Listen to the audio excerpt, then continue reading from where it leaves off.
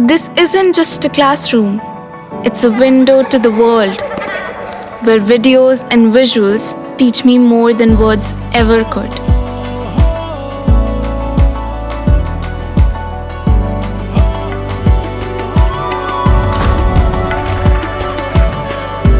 Sinkhania Educational Institute, cultivating knowledge.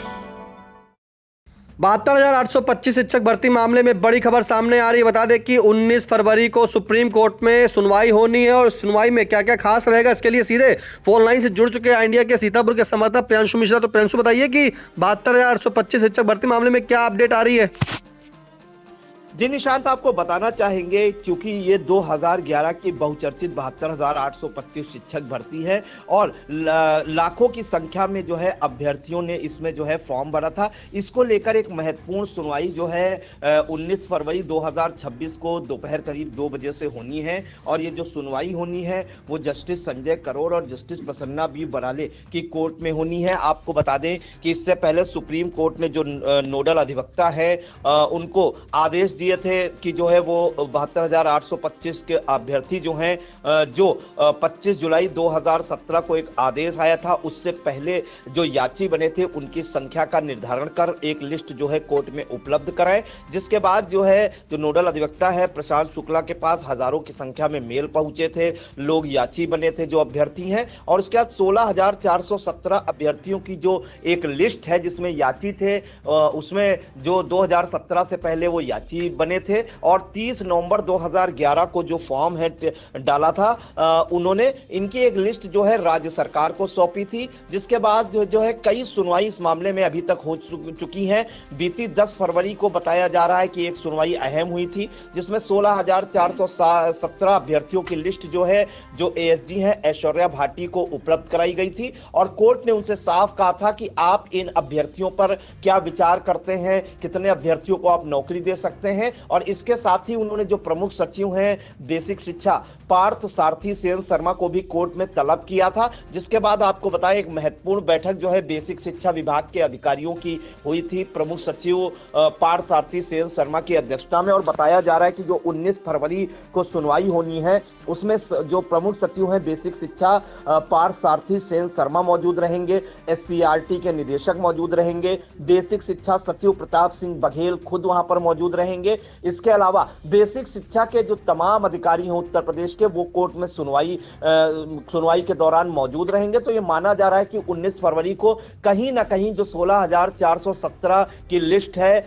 उसमें जो अभ्यर्थी शामिल हैं उसके लिए एक बड़ा डिसीजन आ सकता है, एक ऐतिहासिक फैसला आ सकता है, क्योंकि ये 14 वर्ष से अभ्यर्थी जो है अपने हक के लिए लड़ाई लड़ रहे हैं। और सबसे बड़ी बात आपको बता दें निशांत कि अभ्यर्थियों का दावा है कि कम कट ऑफ वाले जो अभ्यर्थी हैं वो नौकरी कर रहे हैं और जबकि जो ज्यादा कट ऑफ वाले अभ्यर्थी हैं वो नौकरी से वंचित हैं। और इस आधार पे जो है कोर्ट में हजारों की संख्या में रिट दायर हुई थी, वहां पर अभ्यर्थी याची बने थे। इसके अलावा एक निशांत और कंफ्यूजन है अभ्यर्थियों में, क्योंकि 16 दिसंबर तक 2025 तक जो है कोर्ट ने मौका दिया था कि अभ्यर्थी जो है अपनी डिटेल भेज दें कि वो 2017 से पहले याची बने थे और 30 नवंबर 2011 के विज्ञापन में शामिल हुए थे।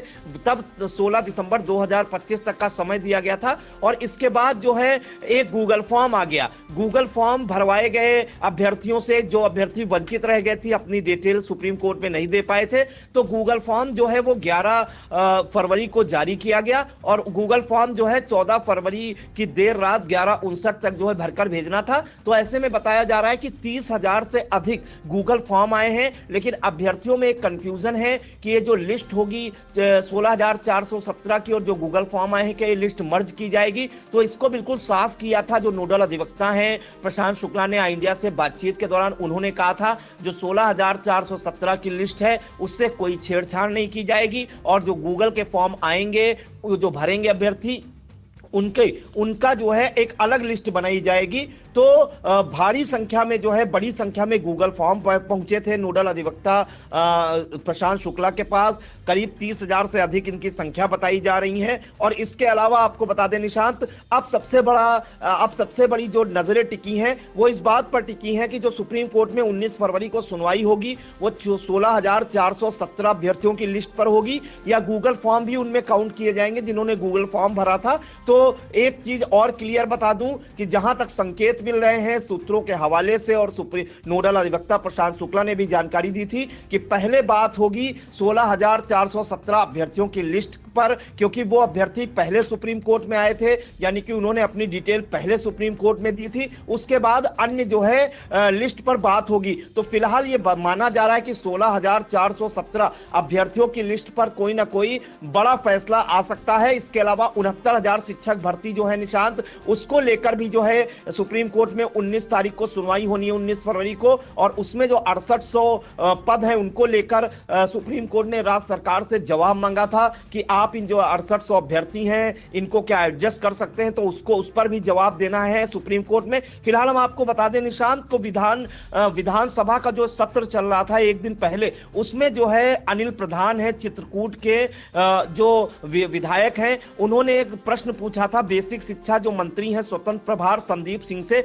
उन्होंने एक प्रश्न पूछा था क्या बेसिक शिक्षा मंत्री बताने की कृपा करेंगे कि प्रदेश में 1 अप्रैल 2022 से 8 जनवरी 2026 तक कितने शिक्षक पात्रता परीक्षा उत्तीर्ण अभ्यर्थियों को शिक्षक पद पर चयनित किया है, और वर्तमान में शिक्षकों के स्वीकृत पदों के सापेक्ष कितने पद रिक्त हैं। यानी कि उन्होंने पूछा था कि कितने अभ्यर्थी ऐसे हैं जिन्होंने टीटी पास कर लिया, उनको कितनों को आपने नौकरी दी है। तो बेसिक शिक्षा मंत्री जो हैं उत्तर प्रदेश के, उन्होंने कहा था कि ये जो 1 अप्रैल 2022 से 8 जनवरी 2026 तक उन्होंने 5,856 अभ्यर्थियों के चयन और नियुक्ति की कार्रवाई की है, और परिषदीय प्राथमिक विद्यालय में सहायक अध्यापक की सीधी भर्ती के 46,944 पद रिक्त हैं। इन्होंने दूसरा सवाल किया, क्या सरकार शिक्षक पात्रता परीक्षा यानी टीटी उत्तीर्ण अभ्यर्थियों के लिए नए पदों का सृजन कर शिक्षक भर्ती परीक्षा कराने पर विचार करेगी। तो उन्होंने साफ मना कर दिया कि अभी इस तरह की कोई बात नहीं है, किसी प्रकार की भर्ती नहीं की जाएगी। और उन्होंने पूछा है यदि नहीं तो क्यों, तो उन्होंने जवाब दिया कि पर्याप्त संख्या में शिक्षक और शिक्षा मित्र कार्यरत हैं। लेकिन सवाल यह निशांत उठता है कि पर्याप्त संख्या में जो है उन्होंने कहा है शिक्षा मित्र और शिक्षक कार्यरत हैं, ऐसे में वो भर्ती नहीं करेंगे, और साथ में उन्होंने ये भी कहा है कि वो शिक्षक पात्रता परीक्षा भी आगे नहीं आयोजित कराएंगे। लेकिन सबसे बड़ा सवाल यह है कि शिक्षा मित्र टीटी पास नहीं है तो उनको शिक्षक की श्रेणी में कैसे रखा जा सकता है, ये सवाल अभ्यर्थी उठा रहे हैं। फिलहाल सरकार ने यह माना है कि 46,944 पद रिक्त हैं। ऐसे में कहीं ना कहीं जो सुप्रीम कोर्ट में यह मामला चल रहा है, अभ्यर्थी जो याची बने हैं 16,417, इनको अगर कंसीडर किया जाए कि 46,944 पद रिक्त हैं तो इनको समायोजित करने के का आदेश कर सकती है सुप्रीम कोर्ट। तो 19 फरवरी 2026 को 72,825 के जो शिक्षक भर्ती के अभ्यर्थी हैं जो याची बनी हैं, उनके लिए बड़ा तोहफा मिल सकता है, ऐसी संभावनाएं जताई जा सकती हैं। फिलहाल 19 फरवरी को क्या कुछ कोर्ट में रहने वाला है, आई इंडिया दर्शकों तक पहुंचाने का काम करेगा निशांत।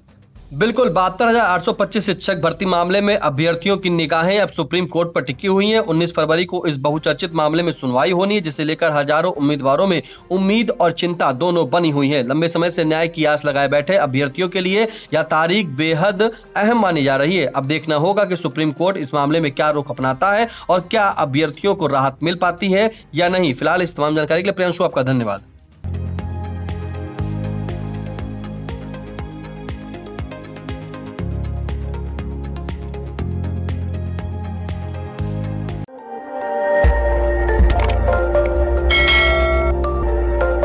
खबर आपकी, नजर हमारी। देखते रहिए आई इंडिया।